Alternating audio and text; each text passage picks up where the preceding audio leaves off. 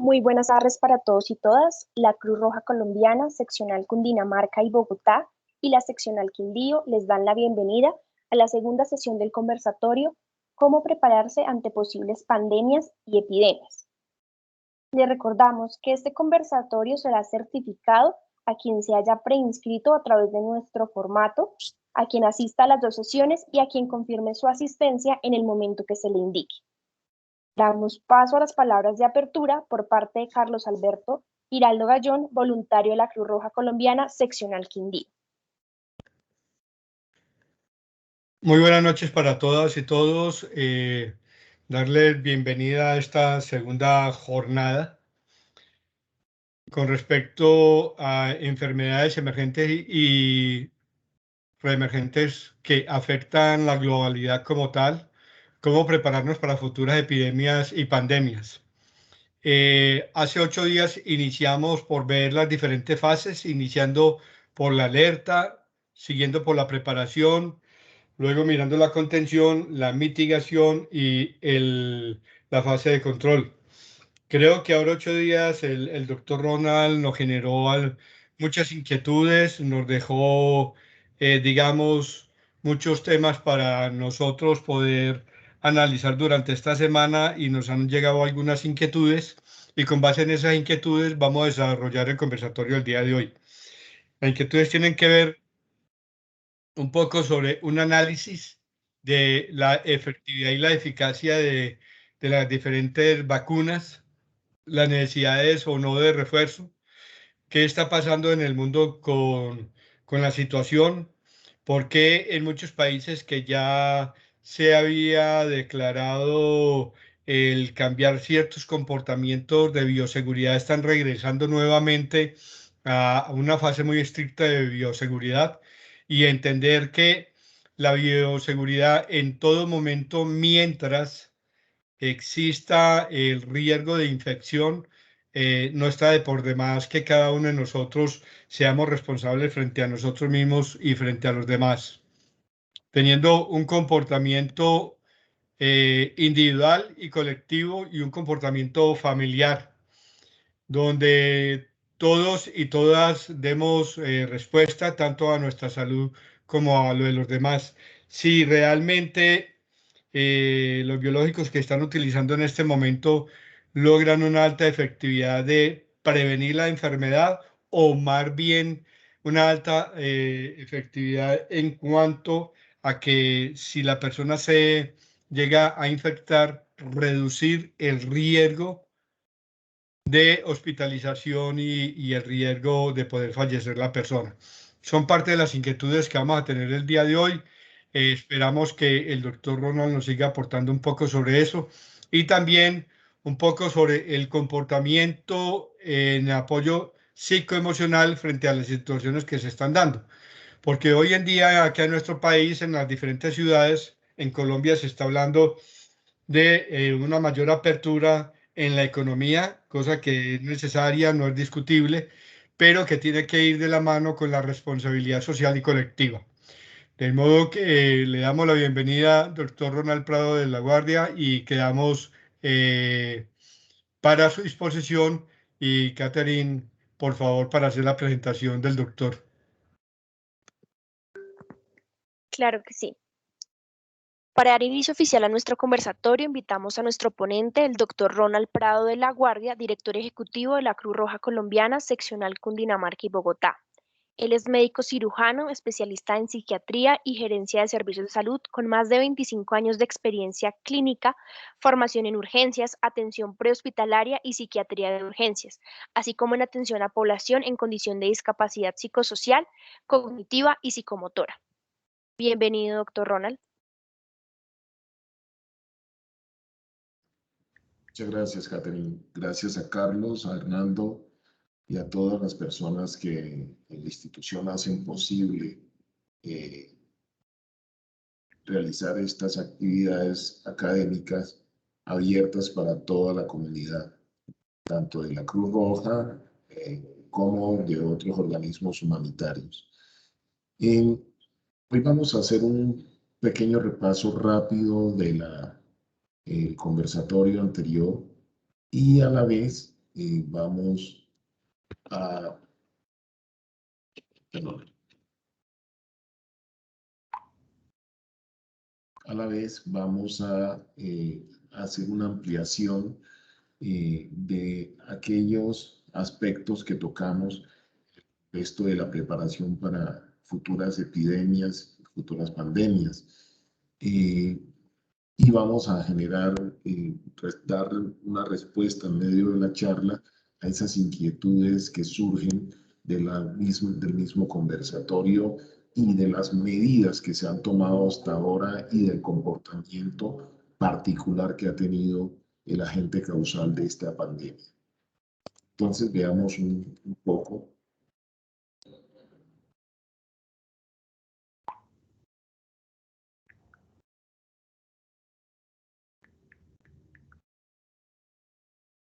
Perdón, un segundo.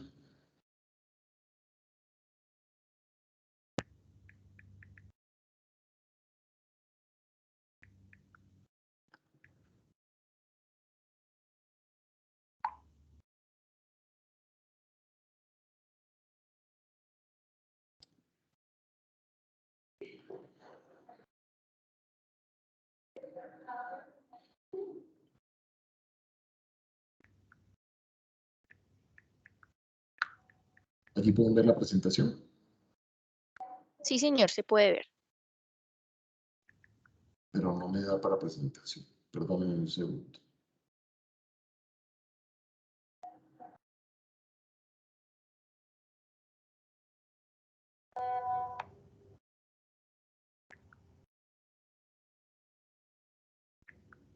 Ok. ¿Ya la pueden ver completa? ¿Catherine? Sí, señor, ya se ve completa. Ok.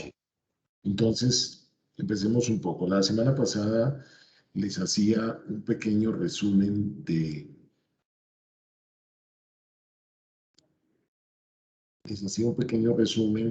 cómo va el comportamiento de la pandemia desde la alerta emitida en diciembre de 2019 y cómo la propagación ha tenido una afectación a nivel mundial en mucho más en 176 países, a partir de los 176 países donde ya estaba identificado en diciembre de 2019. Hoy tenemos una afectación en Colombia de 4.757.139 infectados y tenemos en el mundo 197.055.000 personas también infectadas, reportadas en este momento.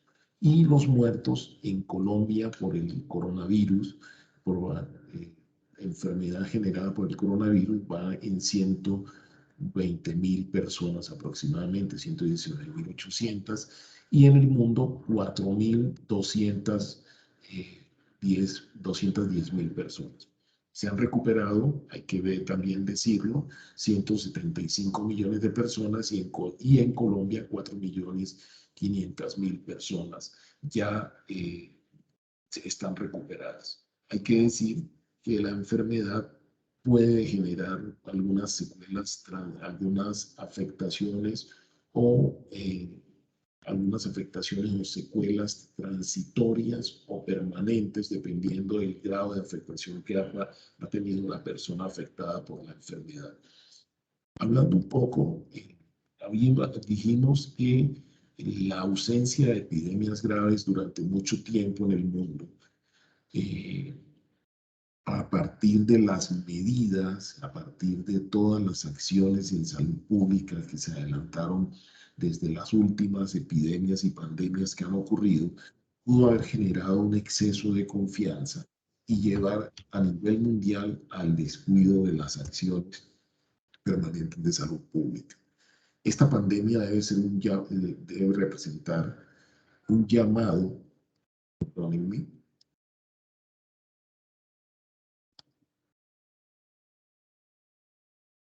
debe servir para hacer un llamado a todos los gobiernos a nivel del mundo, a todos los organismos que tienen que ver con la respuesta, la atención en salud, a no bajar la guardia en ningún momento, por tranquilo que esté los territorios o la población en un momento dado frente a las enfermedades. Porque esto nos ha mostrado que siempre existe la posibilidad de aparición de nuevos agentes o de nuevas enfermedades o de enfermedades que han sido controladas, como pasó con el sarampión, que luego de ser controlada adecuadamente, reemergió y pudo representar una situación crítica que fue afortunadamente controlada rápidamente. Hoy, con la pandemia, sabemos que todavía existe la posibilidad de perder el control en aquellas enfermedades que están emergiendo o reemergiendo. Por eso el llamado es que el proceso o los lineamientos para la vigilancia en salud pública, la vigilancia epidemiológica y la formación del recurso humano en salud deben mantener todas esas líneas de formación que faciliten la vigilancia permanente y la activación de estrategias de control rápido de enfermedades emergentes y reemergentes. También hay que decir que cuando uno analiza la situación de esta pandemia, se encuentra condiciones desiguales en toda la población en el mundo, donde puede plantearse fenómenos de pobreza, de desigualdad y de discriminación en el manejo de la emergencia. Y cómo los países que en algún momento tienen el acceso a la tecnología, pues en la medida que se ven afectados, limitan la disposición de esas tecnologías. Estamos hablando también del caso de las vacunas y de los ventiladores, para que estén disponibles en aquellos países que no tienen el acceso fácil a esas tecnologías o tienen unas condiciones de pobreza significativa.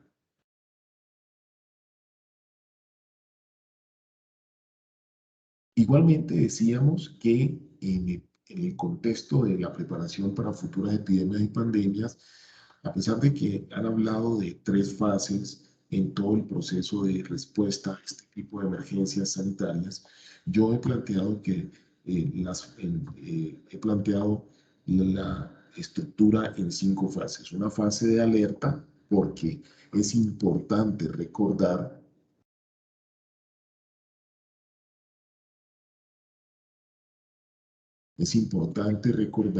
que a pesar de las alertas, del ruido que se generó cuando empezaron los primeros casos, no hubo una respuesta oportuna, realmente, a pesar de que todo el mundo hacía énfasis en cada uno de los países de la situación que se estaba viviendo, no hubo una respuesta suficiente para impedir la propagación. Entonces, la fase de alerta no fue contemplada lo suficientemente robusta para generar los cambios necesarios para que no se propagara tan rápido la enfermedad. Igualmente hay unas fases preparatorias, una fase de contención, la fase de mitigación, y yo hablo de una fase de control que es todo el proceso que viene después de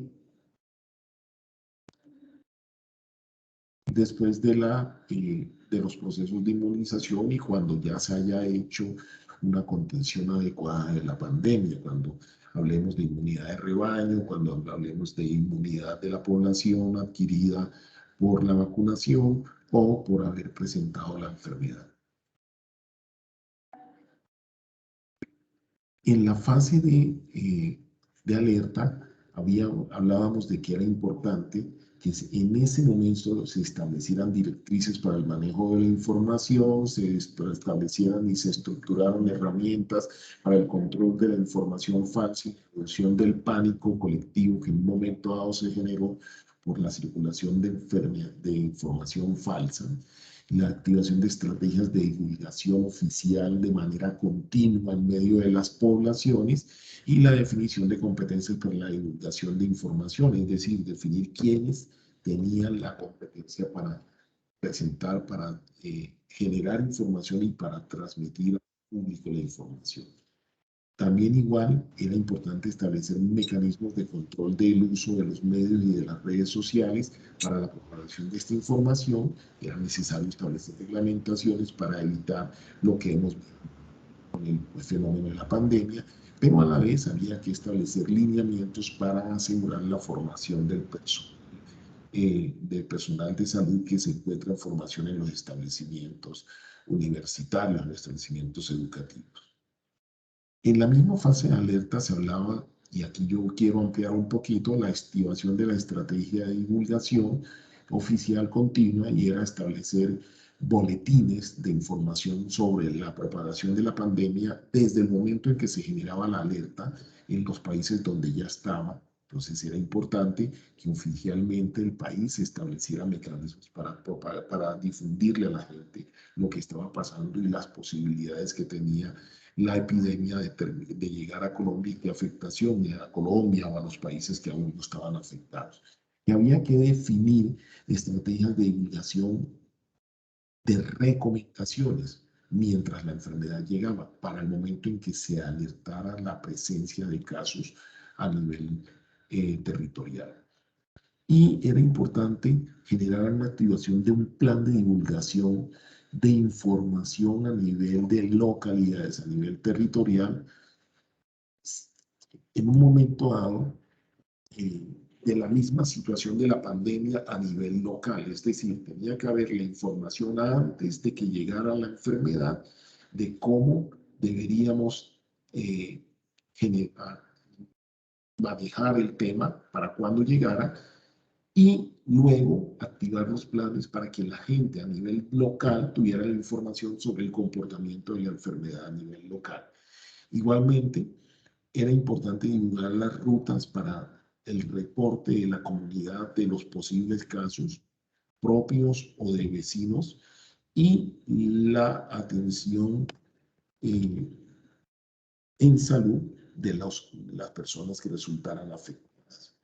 Asimismo, era importante generar información de lineamientos de atención de los casos de fallecimientos a nivel de la comunidad, en casa, en instituciones, en establecimientos.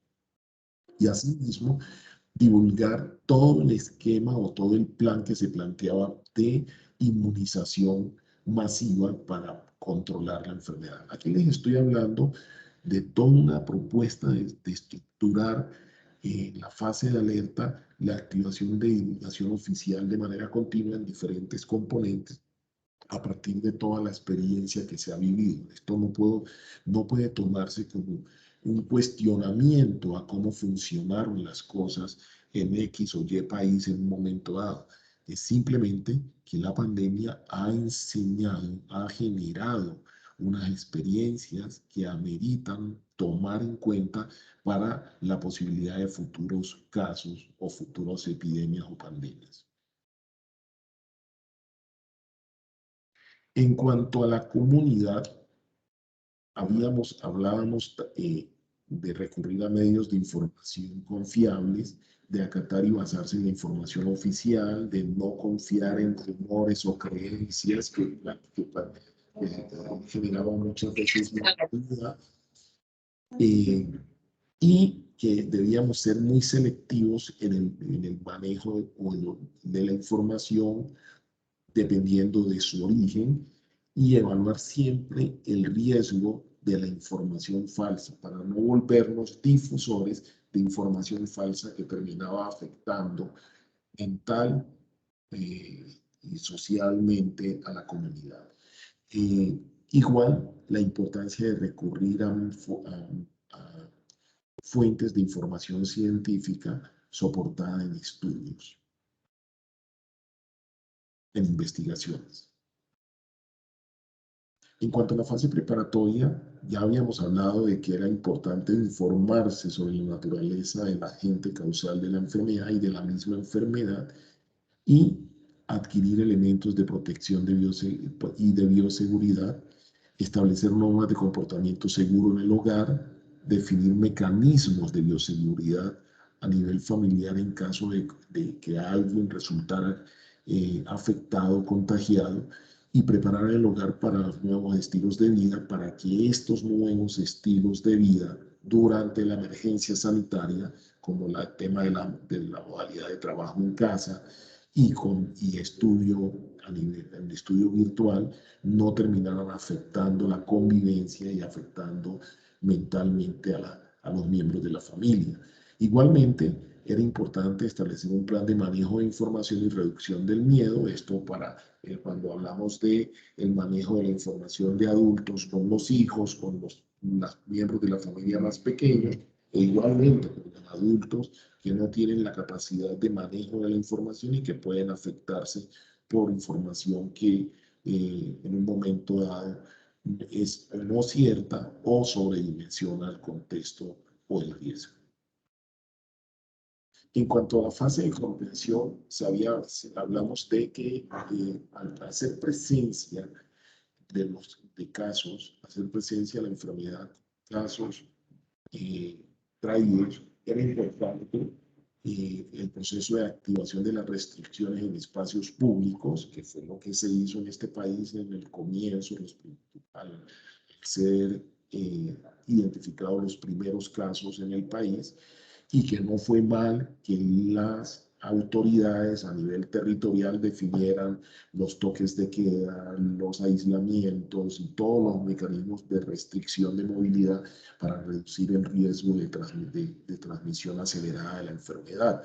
Igualmente, era importante la definición y divulgación de rutas de atención para que la gente supiera a dónde recurrir, cómo obtener la atención, bien fuera presencial o a través de medios de comunicación, y además definir debe establecerse la definición de competencias en los lineamientos de salud pública. ¿Quién define los lineamientos? Que fueran personas competentes, que fueran personas con experiencia y no que fueran decisiones de tipo político o de tipo de cercanía o amistad.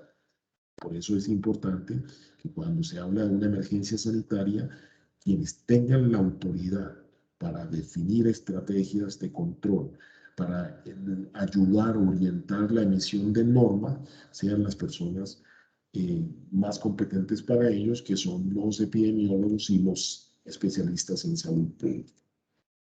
Igualmente, hablábamos de el establecimiento o la emisión de políticas de atención de emergencias por la pandemia. ¿Cómo se atenderían las situaciones de emergencia? ¿Cómo se atenderían los casos? ¿Cómo se atenderían todas las circunstancias de sobreocupación de los servicios, de sobredemanda de la infraestructura y la capacidad hospitalaria? ¿Y cómo se atenderían todas las situaciones secundarias a la afectación de las personas, como el caso de fallecimientos que superaran la capacidad instalada por los territorios, cómo manejar los cadáveres, cómo manejar los fallecimientos en casa, todo ese tipo de situaciones, cómo manejar el sistema de emergencias médicas de las ciudades y de las comunidades.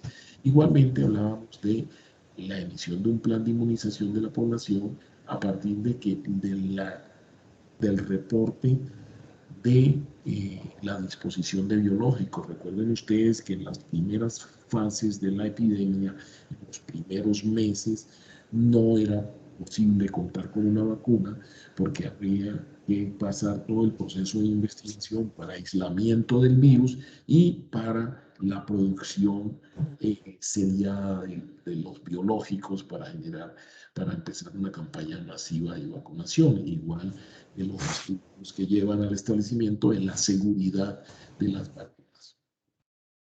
Y hay que establecer desde ese momento que empieza a verse el grado de afectación de la población por esas epidemias o por una pandemia, lineamientos y políticas para la atención de afectaciones secundarias causadas directamente por la enfermedad o causadas por el impacto que tiene todo lo que se muestra que se ha generado con la enfermedad, o sea, las afectaciones secundarias indirectas.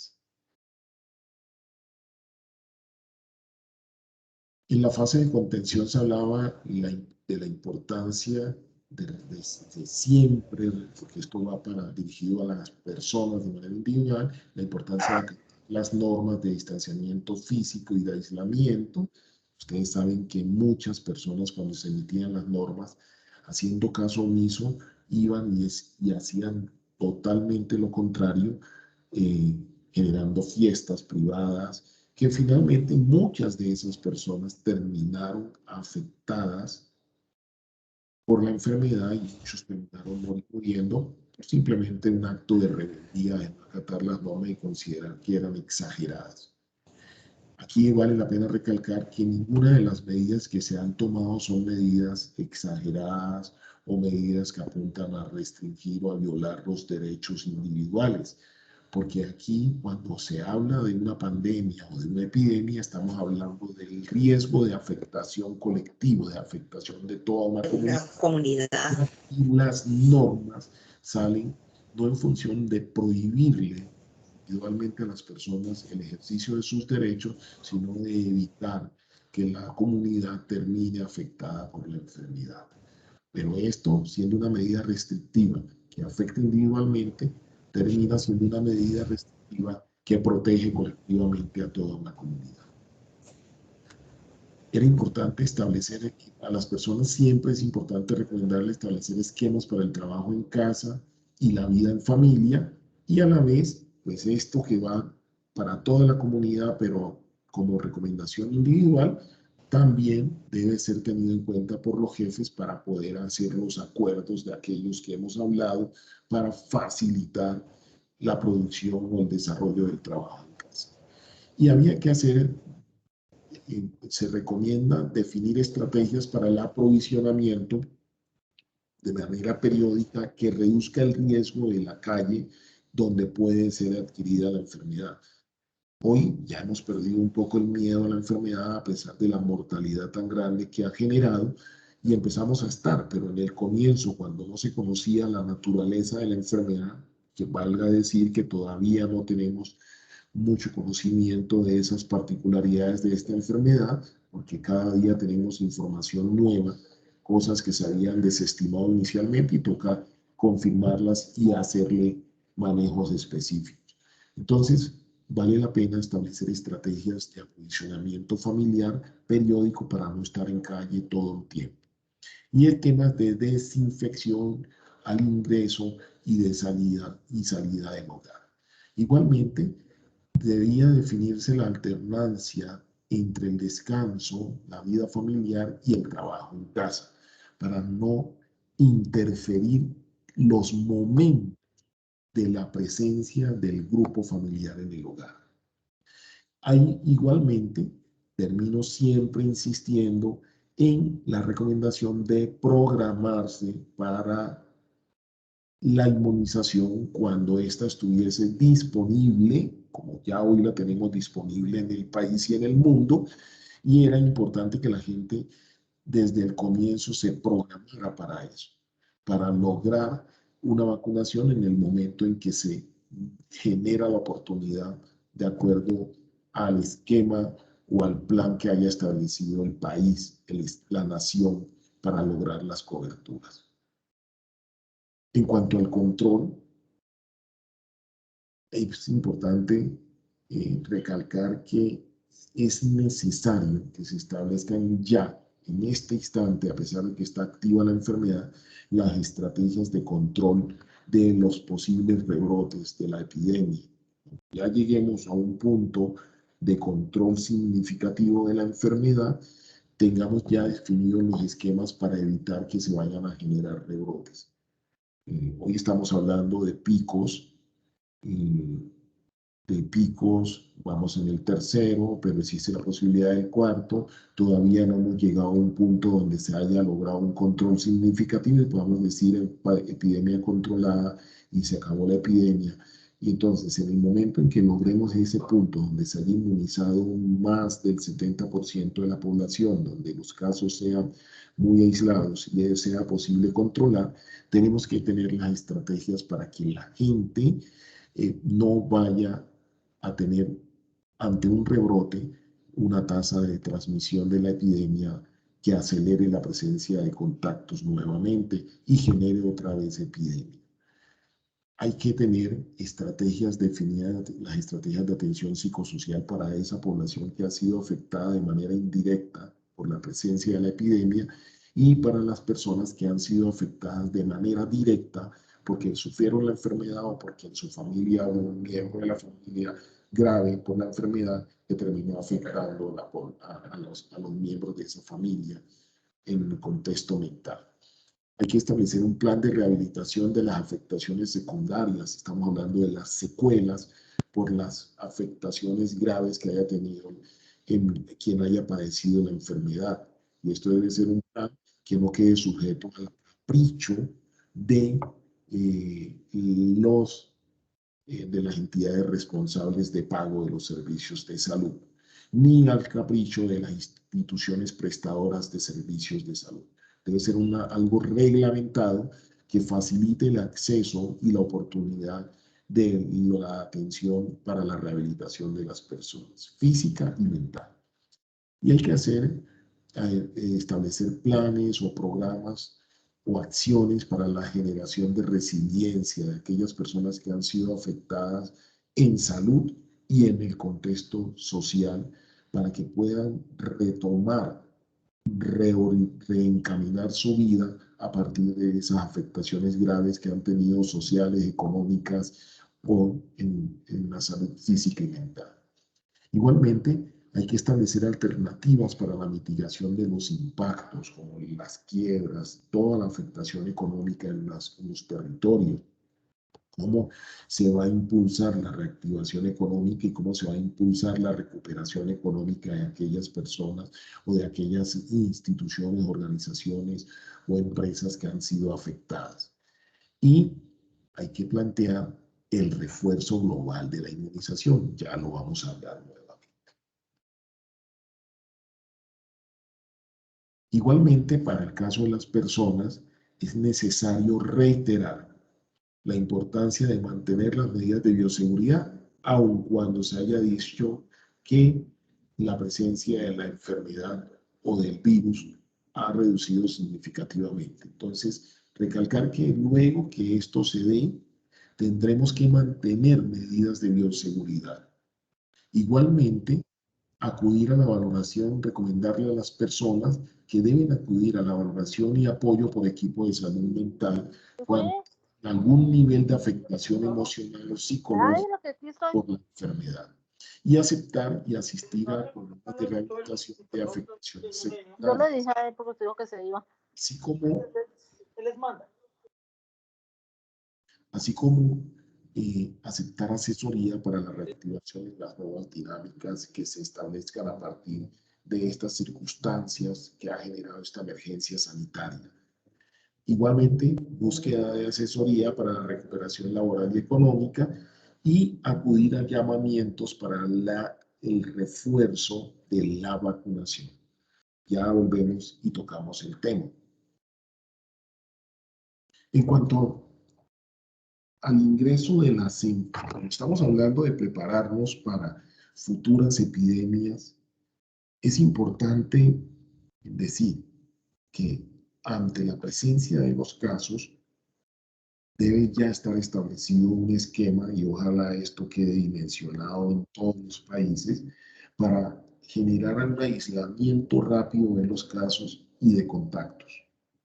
Igualmente, hay que establecer todos los mecanismos para la reducción del uso del sistema hospitalario, al igual que preparar al sistema hospitalario, al sistema de salud, a las redes de servicios de salud para la sobredemanda del servicio, como también acelerar el control para evitar variantes, es decir, acelerar los procesos de inmunización masiva o colectiva de personas de los territorios para evitar que un virus como el que nos atañe en el día de hoy, como el que está generando la emergencia sanitaria a nivel mundial hoy, que se ha identificado que va sufriendo mutaciones, vaya a presentar alguna variante que no pueda ser cubierta por esa inmunización masiva.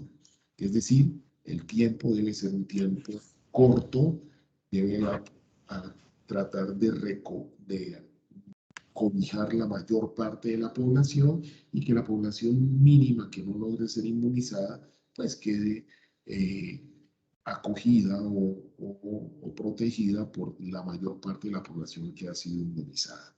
Igualmente, es necesario establecer estrategias de prevención en salud mental primaria, es decir, aquellas afectaciones que se generan a partir de todo lo que significa la presencia de una pandemia que no logra ser controlada. Igualmente, la prevención en salud física secundaria es importante para evitar las complicaciones que se generan de la afectación por la enfermedad generada por el virus. Y a la vez, trabajar en prevención en salud mental secundaria, es decir, aquellas afectaciones que se generan a partir del padecimiento o de la presencia del virus en el entorno de las personas.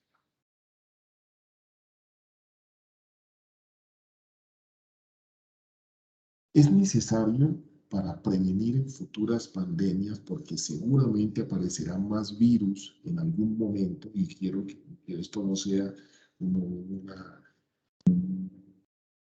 No estoy con la intención de generar pánico, pero así como apareció el COVID-19, tendremos siempre la posibilidad de que aparezcan nuevos virus, nuevos hongos, nuevas bacterias o hongos, bacterias y virus que sufren mutaciones y se vuelven más agresivos y pueden generar nuevamente pandemias. Entonces, será necesario que se apliquen normas o condiciones de restricción de ingreso al país cuando se anuncie o se alerte de la presencia en cualquier parte del mundo de otra enfermedad emergente o de una enfermedad reemergente. La idea no es que cerremos las puertas a la gente, porque miren ustedes que con el tema de los cierres, el tema de los bloqueos, mucha gente que en ese momento circulaba por el mundo, viajaba por el mundo, se quedó sin ni siquiera con qué sostenerse en aquellos puntos donde se quedaron estancados. Entonces, si bien la movilidad tiene que mantenerse, es importante establecer las estrategias o las condiciones para el ingreso a un territorio, a un país. Y esas condiciones definen cómo debe llegar la persona, qué medidas debe tener la persona para el ingreso, qué exámenes debe hacerse la persona y dónde debe permanecer la persona para evitar que si trae o viene en ese momento incubando el virus, vaya a terminar propagándolo a otras personas. Y deben establecerse mecanismos de seguimiento y control posteriores al ingreso a un país. Es decir, la persona ingresa, dice que va a estar en un sitio, pero tiene que haber un mecanismo para el seguimiento aleatorio y a la vez para el control de que sí está cumpliendo esas condiciones a las que se sometió, a las que dijo que se sometería cuando aceptó ingresar al país y fue aceptado su ingreso en el país. Igualmente, es necesario establecer el seguimiento y control a los contactos estrechos, aquellas personas que tienen un nexo epidemiológico, que fueron contacto estrecho de alguien que ya fue confirmado positivo. Es necesario establecerle los mecanismos para el seguimiento y para el control, a fin de que en caso de que aparezcan los síntomas en esa persona por contagio, rápidamente sea aislado y se evite que esta persona siga propagando a otras personas. Hay que establecer estrategias de aislamiento de aquellos territorios donde se presente una propagación de casos masivos, de una propagación acelerada de casos. Entonces allí habría que establecer, como pasó en Australia, que rápidamente cuando se dio la aparición de casos, aislaron los territorios, impedían el paso de un territorio a otro de manera transitoria hasta que confirmaban que no había casos o que se habían controlado los casos y ya se permitía el paso una vez estaba controlada la situación. Eso implica restricciones a la movilidad a nivel local y restricciones a la movilidad entre diferentes territorios. Igualmente implica la sensibilización y educación masiva a comunidad y a grupos de profesionales para que logren manejar la situación y contribuyan al control de la situación. Y a ello terminar con un plan masivo de inmunización específica o de vacunación específica. Igualmente, es necesario establecer un plan de capacitación y entrenamiento del recurso humano en salud tan pronto como se emiten alertas. De acuerdo al conocimiento que se tiene de la enfermedad, se puede hablar de capacitación y entrenamiento específico en el manejo de la enfermedad, o también se puede generar planes de capacitación y entrenamiento de manera global para la contención de una epidemia, que es lo que pasó en este país y en muchos países donde ya el énfasis en salud pública y en epidemiología no era tan elevado como en el pasado nos formaban las facultades de medicina y de enfermería. Igualmente es necesario establecer un plan de formación de emergencia al recurso en formación, es decir, hacemos la capacitación al recurso que ya trabaja en el sector salud, hacemos la capacitación específica para el recurso humano en formación, para los estudiantes de medicina, de enfermería, de auxiliares de enfermería, de atención prehospitalaria.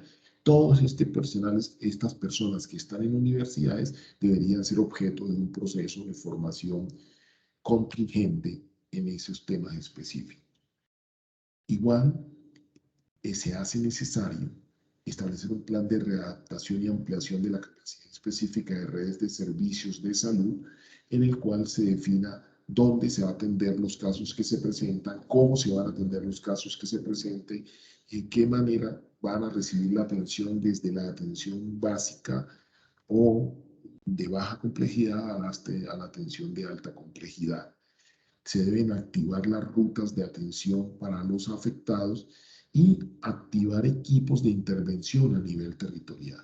Es decir, yo no puedo dedicar toda la población a atender los casos, pero sí puedo entrenar equipos que vayan y atiendan casos que se identifiquen o se sospechen o sean sospechosos. Igualmente, es necesario hacer la convocatoria de activación de servicios complementarios, y cuando hablamos de servicios complementarios estamos hablando de servicios funerarios, de servicios, de los servicios, de todos los servicios de apoyo, de suministros, para mantener el manejo de la emergencia que se está presentando en un momento dado en un territorio. Es decir, hay un número de casos de muertos, de fallecidos, yo tengo que haber convocado como autoridad y haber activado a esos servicios para que haya un esquema en el cual los servicios se presten oportunamente. Y hay que establecer el plan de desactivación de esas capacidades de respuesta en expansión. Es decir, yo aumento la capacidad hospitalaria en los mismos hospitales con carpas, con espacios adicionales, o monto espacios, nuevos hospitales en espacios que no fueron construidos para hospitales, como en estadios, como en coliseos, como en palacios de exposición. Y tengo que establecer cómo voy a desactivar toda esa capacidad que resultará en desuso y podrá ser redistribuida para mejorar la capacidad a nivel de otros territorios.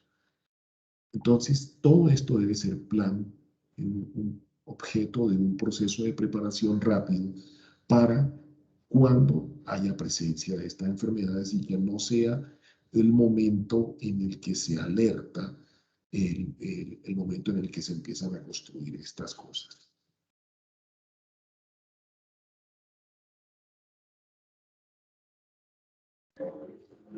Entramos entonces ya al tema de la activación del plan de inmunización masiva. Desde el momento en que se declara la emergencia, miren que muchos países, cuando estaban apenas en fase de investigación, aportaron los recursos para apoyar esos procesos de investigación para lograr una vacuna. y esos fueron los primeros beneficiarios. Esto es muestra de que sí es posible establecer planes de inmunización. Esos países que se apuntaron y aportaron recursos, de entrada ya estaban hablando de una epidemia que la única solución iba a ser un proceso de vacunación masivo para lograr inmunidad en la comunidad. Y de una vez se lograron incorporarse a un plan de producción de vacunas que les permitió acceder rápidamente. Los países que no lo hicieron están a la espera de que les den lo que quede o que la capacidad de la producción se aumente y en forma tardía piensan en montar factorías para producción de vacunas. Eso tenía que haberlo pensado cada país, dependiendo de su capacidad, dependiendo de la población, de la cantidad de habitantes, para acceder a un control de esta enfermedad, a un control de la epidemia. Esto, cuando yo les estoy hablando de esta manera, les estoy hablando a partir de la experiencia que debería quedar para el futuro en el país y en el mundo. Hay que emitir normas para lograr coberturas aceleradas de inmunización. Miren ustedes que estamos trayendo las vacunas y cada persona define que no se vacuna o sí se vacuna. Entonces ahora, primero era que no se vacunaban porque la vacuna era un chip que iba a controlar a la gente. Entonces pensaban que éramos robots y que nos iban a meter algo para volvernos autómatas y muchas creencias existían en el mundo sobre el tema, que parte del desconocimiento. Pero muchas veces yo no puedo superar el desconocimiento de la gente y sus posturas irreductibles. Por tanto, tendría que establecer normas para que sea obligatorio cuando se habla de una emergencia sanitaria con afectación masiva, con riesgo de afectación de la población, donde una persona que no se acoja al plan de vacunación puede afectar a otras personas que todavía no se vacunan o que se vacunaron, pero son más susceptibles y no desarrollan la inmunidad suficiente. Es necesario definir bajo qué normas o qué forma de reglamentación todas las personas se vacunan. Puede ser o la vacunación es obligatoria o como está haciendo Francia hoy, no les violó los derechos y no les dijo la vacunación es obligatoria, pero les dice el que no tenga carnet no puede entrar a los establecimientos públicos. Todos los países tendrán que recurrir a eso porque en todo el mundo hay personas que se resisten a vacunarse. Y la única solución frente a un virus que es altamente contagioso, que se propaga muy rápidamente, que afecta con mucha gravedad cosas que nunca habíamos visto en el área de la salud, que no tenemos certeza de hacia dónde va con sus mutaciones. La única solución es, señores, se vacunan todos o habrá muchos muertos, habrá muchos afectados, habrá muchos con secuelas. Y a eso se logra mediante normas específicas. Hay que establecer estrategias para la búsqueda activa de los casos residuales. Una vez se logra el control con la vacunación masiva y con el padecimiento de la enfermedad, porque en la medida que sufro la enfermedad debo adquirir algún grado de inmunidad por poco tiempo, en este caso el virus COVID, pero debo establecer cómo hago búsqueda activa para identificar rápidamente casos residuales y así evitar rebrotes, así evitar reactivación o nuevos picos de la epidemia. Igual hay que definir medidas para la reducción de la tasa de transmisión de la enfermedad y esas medidas están en mantener las medidas de bioprotección, de bioseguridad que se han planteado, se han recomendado a la gente.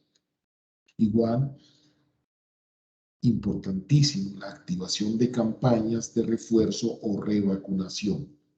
Hay que decir, hoy hay mucha gente que está definiendo que unas vacunas son mejores que otras. Tenemos que decir que todas las vacunas están científicamente probadas, partieron de hipótesis, de teorías y de estudio del agente causal y son efectivas. Y solo han salido al mercado cuando se ha demostrado una efectividad suficiente donde el riesgo es menor que el beneficio que generan.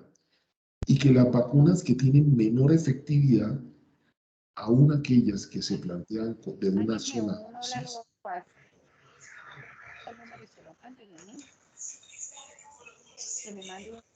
perdónenme, las personas que tengan el micrófono abierto, por favor, cerrar. Entonces, les decía que todas las vacunas tienen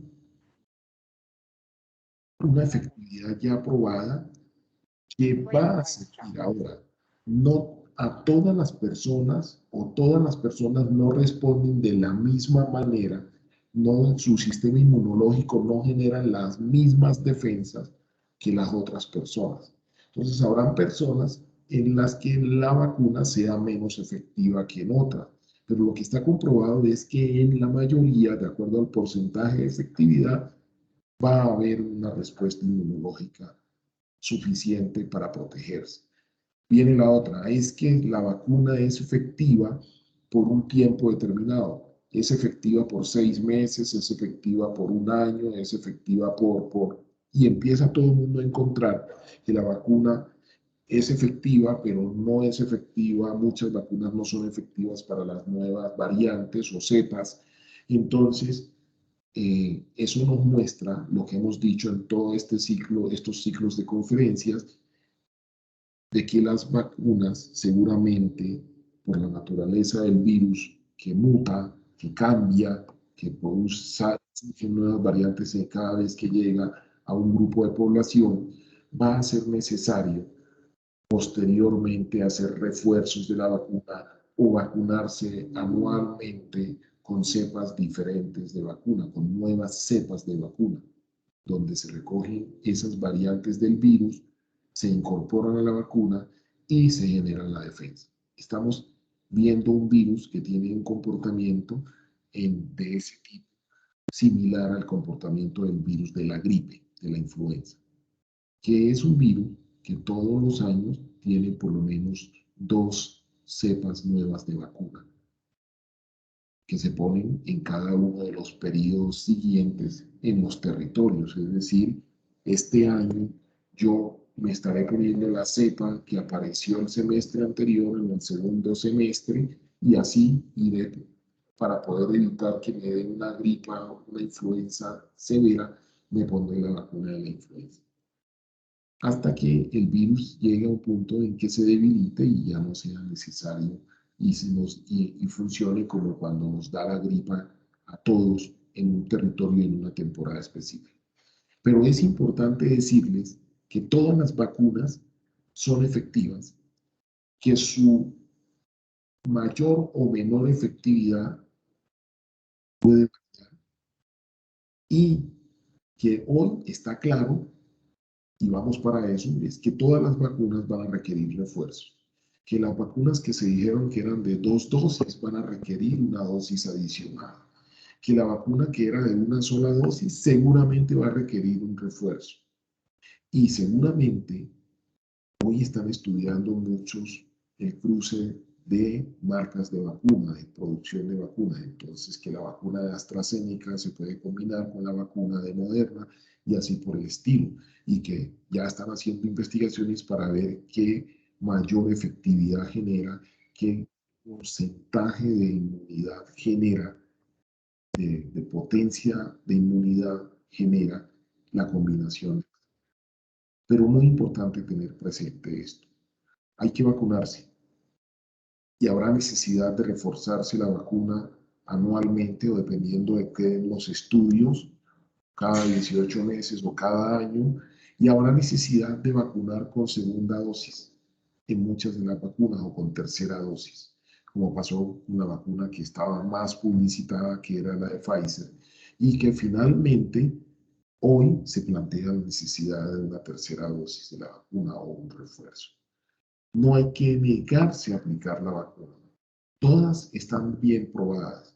La vacuna, las vacunas que vienen del Oriente, como las vacunas de China, las vacunas de Europa, las vacunas americanas y las vacunas del Caribe, todas saldrán a utilizarse en el mundo después de ser suficientemente probadas.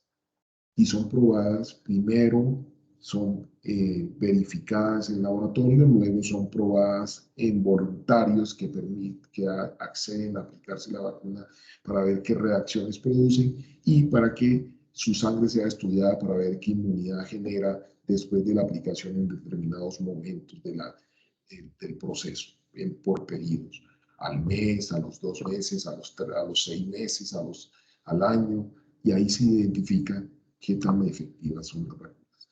Por eso, una vacuna nunca se produce, nunca sale al mercado antes de un año de la aparición de la enfermedad. Hoy fue posible sacar rápidamente las vacunas al mercado o a la comunidad para el uso en la población porque con la modernización de la producción fue posible acelerar la producción segura de esas vacunas. Igualmente, después de las campañas de refuerzo de vacunación, hay que establecer programas de rehabilitación de personas con secuelas por la enfermedad y hay que plantear acciones de reintegración o de reinserción de la población afectada a la vida productiva de la comunidad. Porque no podemos quedarnos con el enfermo porque estuvo enfermo, entonces ya no va a aportarle a la dinámica productiva de su propia comunidad.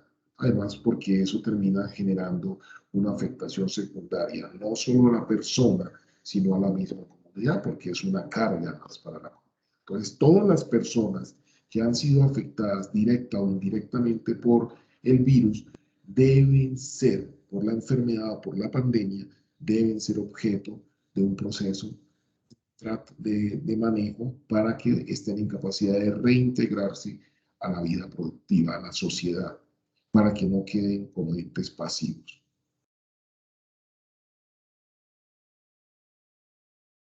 Bueno, esto es lo que teníamos hoy y voy a dejar el espacio para que ustedes puedan hacer sus preguntas. Entonces quedo a disposición de Caterine, de Carlos y de Hernando Urbina. Muchas gracias, doctor Ronald.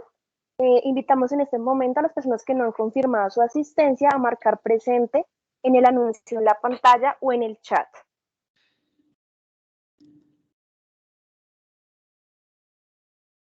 Vamos a iniciar nuestra ronda de preguntas. Nos pregunta Alicia, doctor Ronald, en la ciudad de Cali ya se registró el primer caso de infección de la variante Delta. ¿El diagnóstico de esta variante con qué prueba se determina? Alicia, en este momento ya hay posibilidades de laboratorio, de pruebas de laboratorio que con estudio genético, de componente genético de las muestras, pueden identificar la presencia o no de la variante Delta. Seguramente, desde que nos estaban haciendo las pruebas de laboratorio, cuando nos hacían una PCR, cuando nos hacían antígenos, ya identificaban componentes genéticos del virus. Entonces ya nos podían decir qué tipo de partícula o de virus habían identificado.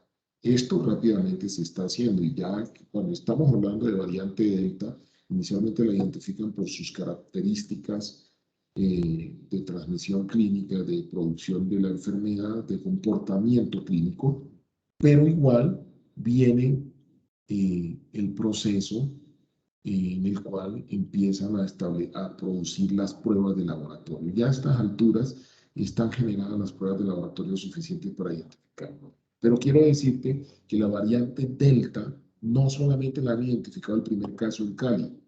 Hace ratos está identificado en varias partes del país la presencia de las variantes. Cuando salió la variante, cada una de las variantes han podido identificarlas en el país. Entonces, en este momento, ya la variante Delta está presente en el país, pero no es una novedad y no es un problema.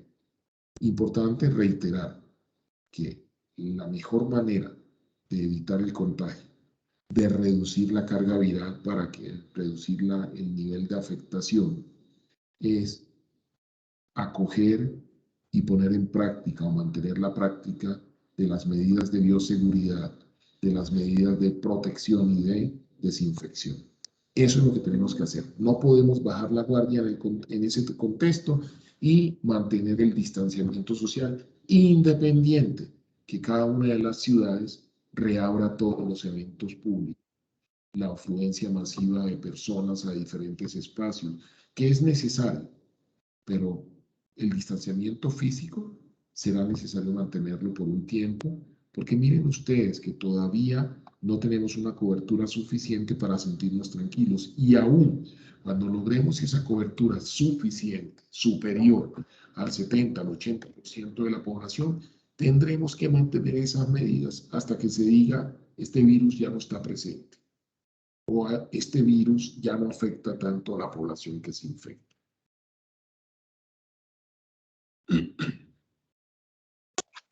Doctora, nos pregunta Marta, ¿qué diferencia hay entre el COVID-19 y la variante Delta, entre síntomas y por qué llegó esa cepa? ¿Proviene del mismo COVID y puede aparecer más cepas?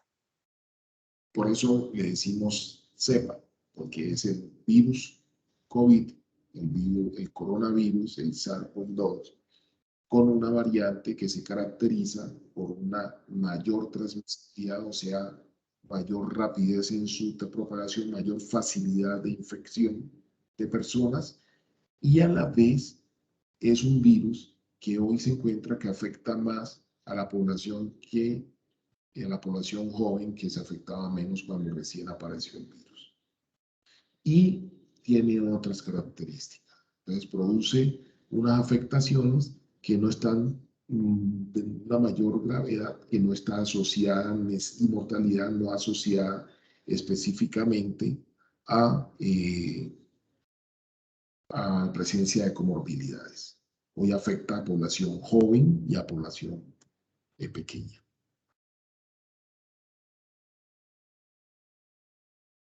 Pregunta Amparo, ¿qué se sabe de la cepa Delta Plus y cuáles son los síntomas y cuánto más agresiva o por el contrario, a medida que se presentan nuevas mutaciones pueden ser menos agresivas?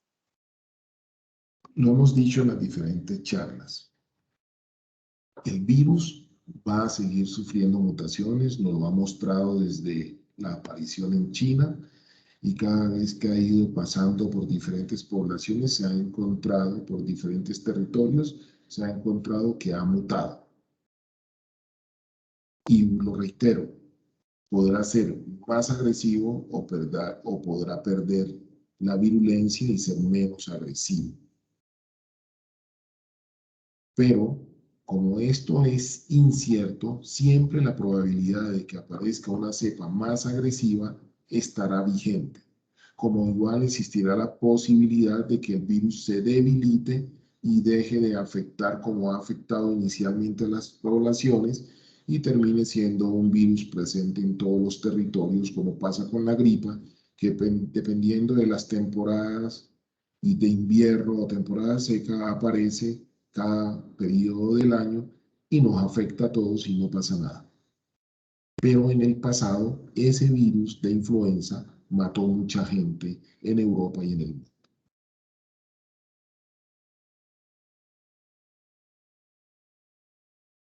Nos preguntan, doctor, ¿podemos hablar de rebrote cuando una persona no se vacuna y por este motivo pueden volver a contaminar a otras personas que ya fueron vacunadas? Podemos hablar de rebrote cuando en una población ya se había bajado significativamente la presencia de la enfermedad y reaparecen casos. Hasta ahí vamos en brote. Pero si esos casos se transmiten rápidamente y empiezan a propagarse, afectando muchas personas y pasan de una comunidad a otra, ya hablamos de epidemia. Entonces, hablamos de rebrote cuando reaparece la enfermedad que aparentemente ya se había controlado, se había identificado que estaba controlada.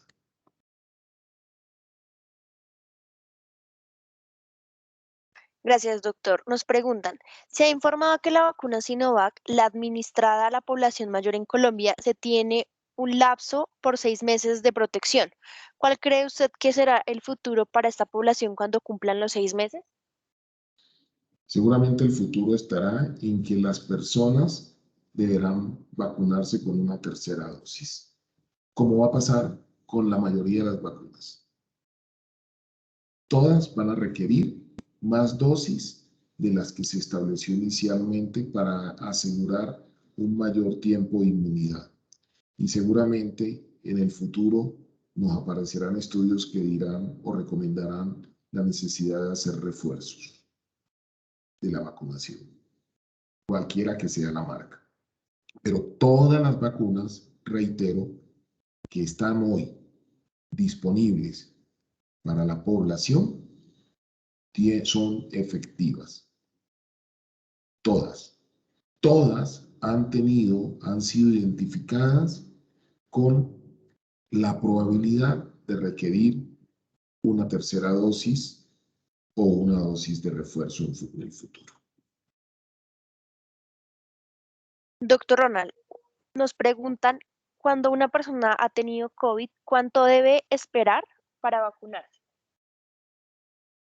Realmente establecieron unos tiempos para vacunar a las personas que sufrieron el COVID, pero se hizo más en función de la disponibilidad de las vacunas, porque cuando yo sufro el COVID, se había ya estudiado que teníamos un tiempo de inmunidad, que fue la inmunidad que generó mi cuerpo con la presencia del virus en mi cuerpo. Entonces, basados en eso, se había definido que había que esperar 3 meses para vacunarse después de sufrir la enfermedad, pero fue en función de la disponibilidad de vacunas. Es muy probable que las personas que sufren la enfermedad por el coronavirus al mes puedan vacunarse, aun cuando eso serviría como una segunda dosis de la vacuna para reforzar la inmunidad transitoria o parcial adquirida por la presencia del virus. Gracias, doctor. Preguntan, ¿por qué Colombia no ha aceptado la combinación de vacunas cuando se ha presentado estudios en Estados Unidos, Canadá y Europa? Y si es aceptada esta práctica. Perdóname, ¿me repites, por favor? ¿Por qué Colombia no ha aceptado la combinación de vacunas cuando se han presentado estudios en Estados Unidos, Canadá y Europa? Y si es aceptada esta práctica. Pero recuerden ustedes que apenas están saliendo los estudios y esos estudios primero pasan por un proceso de validación. O sea, yo investigador publico, pero antes de que un país lo acoja, ese país espera que se hagan validaciones para ver la concordancia de esos estudios con otros estudios para avanzar en el proceso de la propuesta de combinación de vacunas. Pero estamos todavía en una fase donde se están apenas emitiendo los primeros resultados. Entonces pasará un tiempo para que todos los países empiecen a implementar o a abrirse a la posibilidad de combinación de vacunas.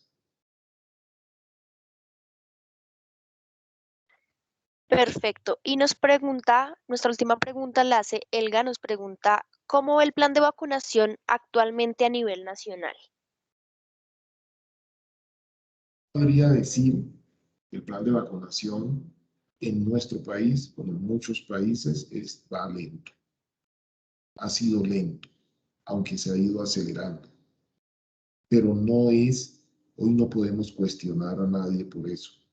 Es simplemente que en una afectación mundial es imposible contar con la disposición de la vacuna para toda la población en el mundo. Y los primeros que se han asegurado han sido los productores, los países que han desarrollado la vacuna, que cuentan con los laboratorios en su territorio. Lo primero que han hecho es asegurarse.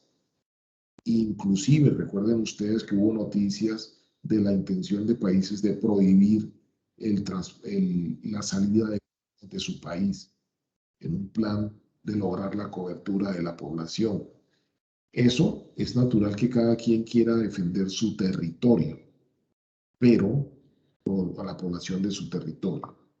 Pero el tema aquí es que en ese caso la responsabilidad recaería sobre aquellos que en un momento dado han tenido la producción de vacunas y dejaron de tenerla. Pero ¿a quién le echamos la responsabilidad o la culpa de eso? Es imposible, no podemos culpar a los gobiernos por no tener la vacuna disponible en ese momento. Porque, dada la naturaleza de la epidemia, habían unas circunstancias particulares que hacían que quisieran restringir el gasto y de pronto la condición económica de cada nación no es la misma para decir, yo me le apunto a usted el laboratorio, le doy los recursos para la investigación, pero usted después me da prioridad en las vacunas y me da una parte de la producción, como hicieron muchos países ricos del mundo. Entonces, la velocidad de la campaña de vacunación para mí es lenta. Pero eso no es porque quieran hacerla lenta, es porque la disposición de vacunas para garantizar la celeridad, la cobertura en los países como Colombia y países más pobres que Colombia, es difícil contarla, porque hay que comprar. Pero miren ustedes que los laboratorios hoy todavía no comercializan con privados para vender la vacuna, porque tienen compromiso con los estados. Esto es primero un problema de salud pública mundial y tienen que darle a los estados las vacunas, venderle a los estados las vacunas para garantizar la cobertura, el acceso. Pero a la vez, los países que aseguraron la compra temprana de vacunas son los que han tenido la disposición de las vacunas. Y ustedes saben que ha sido la mayor parte de los países los que no han podido contar con la producción de vacunas para tener población cubierta suficiente. No es Colombia el único país que tiene una población, una cobertura baja. No es Colombia el único país. Revisen ustedes la información mundial y encontrarán cientos de países que su vacunación no llega a un porcentaje significativo. Entonces, sí, hay necesidad de acelerar, por eso yo lo digo en la charla, porque existe el riesgo de que aparezca una variante y se tire todo lo que se haya avanzado en la vacunación y luego vuelva a afectar a la población. Perfecto, tenemos 3 preguntas más.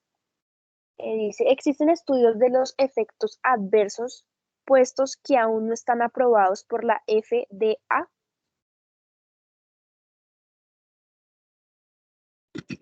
Todo medicamento, todo producto biológico, cualquier componente que entre a un organismo vivo, al ser humano, tiene la probabilidad de generar una respuesta adversa.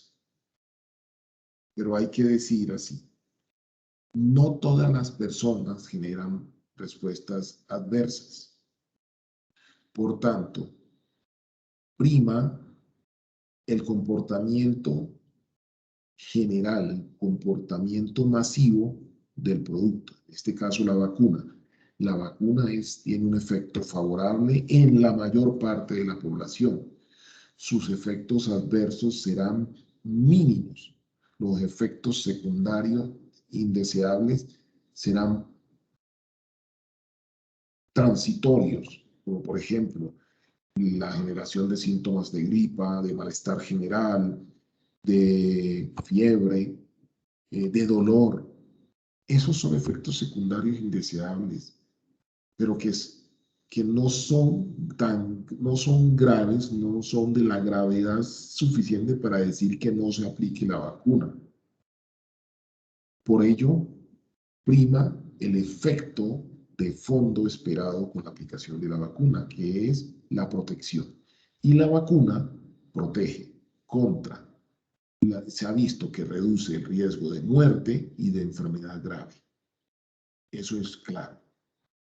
Frente a uno u otro caso aislado que se complica con la vacuna. Y pasa con todas las vacunas. Por tanto, mi recomendación es, independiente de que exista esa probabilidad, no piense en la probabilidad remota de ocurrencia de ese evento adverso, de ese efecto adverso. Piense en el beneficio. tendría que ser muy de mala para que le toque a uno ese efecto secundario adverso. Y si le pasa, probablemente le iba a pasar también sufriendo la enfermedad. Muchas gracias, doctor. Nos preguntan, ¿la enfermedad de la viruela pudo ser erradicada con la vacunación? ¿Por qué ha sido tan difícil erradicar la influenza y las enfermedades con sintomatología parecida mediante la vacunación? Ha sido difícil erradicar porque el virus sufre mutación. Cada año el virus, en el caso de la influenza, tiene cambios que le permiten reinfectar a las personas que sufrieron la gripa en un momento dado. Siempre aparecen 2 cepas más en cada año y están asociados con los cambios de estación. O sea, de la estación de invierno generalmente es donde se presenta la agudización del virus de influenza. Ese virus es cambiante, pero también la inmunidad generada posiblemente no es suficiente para el resto de la vida de la persona. Entonces, seguramente hay dos componentes que participan en la reaparición de la infección por un virus.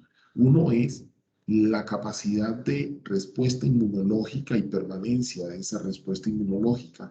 Y dos es la posibilidad de variantes, de aparición de variantes genéticas de ese virus. Eso es básicamente lo que hace que hoy no sea posible desaparecer el virus de la influenza. Como igual vemos que vamos en el camino de la presencia permanente del virus, del coronavirus.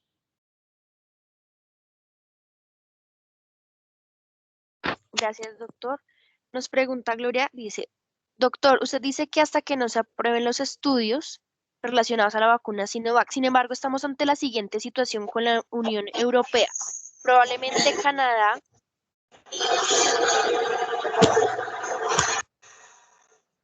Catherine, qué pena contigo, es que alguien abrió micrófono. Sí, señor. Entonces dice, usted dice que hasta que no se aprueben los estudios relacionados a la vacuna Sinovac, sin embargo, estamos ante la siguiente situación con la Unión Europea, probablemente Canadá, cuando abra el ingreso para turistas que solo aceptan vacunas autorizadas por ellos, ¿qué pasará con los colombianos vacunados con Sinovac y que necesiten viajar a estos países? Estas son medidas de contexto más político que sanitario. Las personas en su momento tendrán que, cuando ya se haya avanzado en la vacunación, tendrán que someterse a otras formas de control, como pasa hoy para las personas que van para España, en la que se les estableció inicialmente que tenían que someterse a cuarentena y finalmente España decidió que los que iban de Colombia no deberían entrar por una temporada transitoria para poder ponerle límites y reducir el riesgo de contagio con la variante que puedan llevar de Colombia. Pero el tema de si entran a Europa con la vacuna de Sinovac o entran con la de Pfizer es más un tema de contexto político. Va en razón de las relaciones que tienen los estados. Y más que con el tema de la efectividad o no efectividad de la vacuna. Las vacunas están probadas y son buenas. Todas las vacunas que en este momento están, digamos así, en el mercado, en el mundo, disponibles, son buenas. Si no hubiesen sido buenas, no hubiesen salido al mercado. Porque recuerden ustedes que representan un riesgo reputacional para el productor, para el laboratorio que la está produciendo. Representa un riesgo económico para quien la produzca y sea un producto que no tenga eficiencia, no tenga efectividad. Entonces, todas son buenas. Han cambiado, ha variado, han cambiado las condiciones con las que fueron probadas inicialmente Se ha encontrado que la inmunidad puede durar más o menos tiempo. Se ha encontrado que en la medida que aparecen variantes podrían no tener la cobertura para esa variante. Pasa hoy con la variante Delta, que está en discusión, pero igual ya se ha identificado que requieren refuerzo o requieren una tercera dosis, e igual se ha identificado que seguramente van a requerir nuevas cepas de la vacuna para poder cubrir aquellas variantes que lleguen a presentarse. Y seguramente, como pasa con la influenza, que lo hablamos hace un segundo, hace un rato, va a ocurrir que va a necesitarse una vacunación periódica para el coronavirus. Muchas gracias, doctor. La Cruz Roja Colombiana, seccional Cundinamarca y Bogotá, y la seccional Quindío agradecen la participación de nuestro conversatorio Cómo prepararse ante posibles pandemias y epidemias, y los invita al panel de saberes Recordando Aprendizajes, que se realizará el próximo miércoles 4 de agosto del 2021 y donde contaremos con la participación de nuestros ponentes de este ciclo. Catherine, Sí, señor. permíteme, te interrumpo un segundo antes de que hagas el cierre. Es que Juliet Catarina Pineda preguntó algo que es importante reiterar. ¿Es posible? Sí, señor. Ok. Juliet Catalina pregunta y dice que no se debe tratar con antibiótico la pandemia, pero la han tratado con estos según la información recibida y fórmulas médicas. ¿Por qué? Hay que decirle a Juliet que el uso de los antibióticos y antiparasitarios parte de una información de investigaciones que posteriormente han sido confirmadas o desvirtuados sus resultados con nuevas pruebas, y inicialmente se planteaba que podía ser tratado el virus con esos antibióticos o antiparasitarios como la ivermectina. Hoy se usan antibióticos y estos estos antiparasitarios como un mecanismo de prevención de las sobreinfecciones cuando la persona curse con el coronavirus, o también podría ser por desconocimiento del médico eventualmente. Pero pienso que se usa más en función de los hallazgos de neumonías asociadas a la afectación pulmonar por el coronavirus. Por eso es que usan el antibiótico, pero no es que se pueda usar el antibiótico para eliminar el virus. Realmente está cuestionado hoy el uso de antibióticos para tratar el virus. Los virus no se tratan con antibióticos. Se usó la cloroquina. La cloroquina no impedía la infección con el virus. La cloroquina lo que hace es que sirve como inmunomodulador y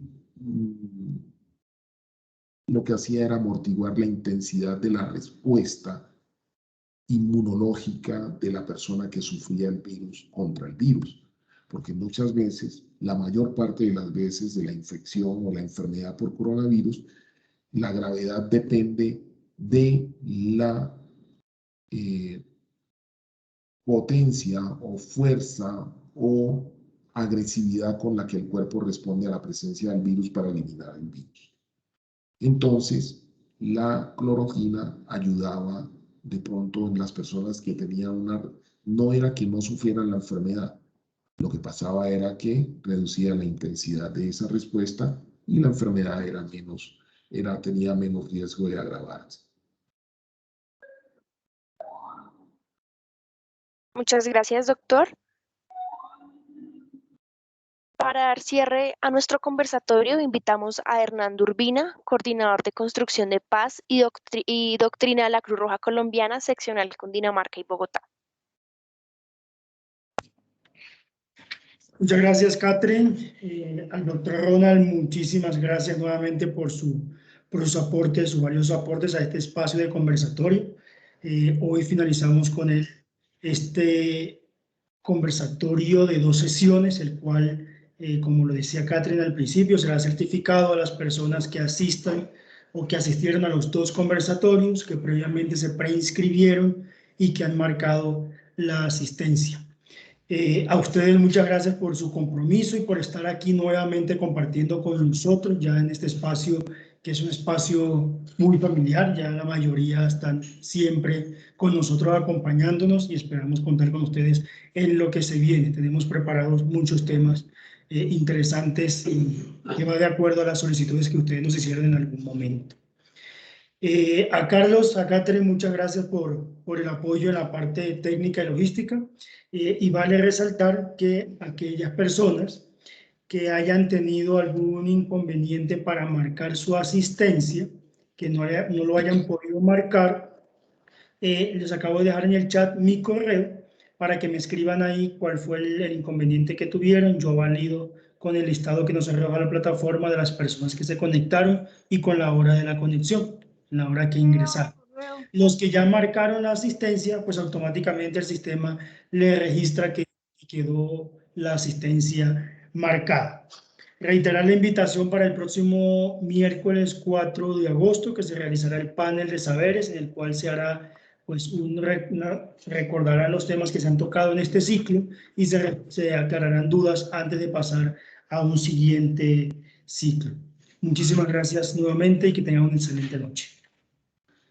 Ay, buenas noches. ¿Aló? Buenas noches.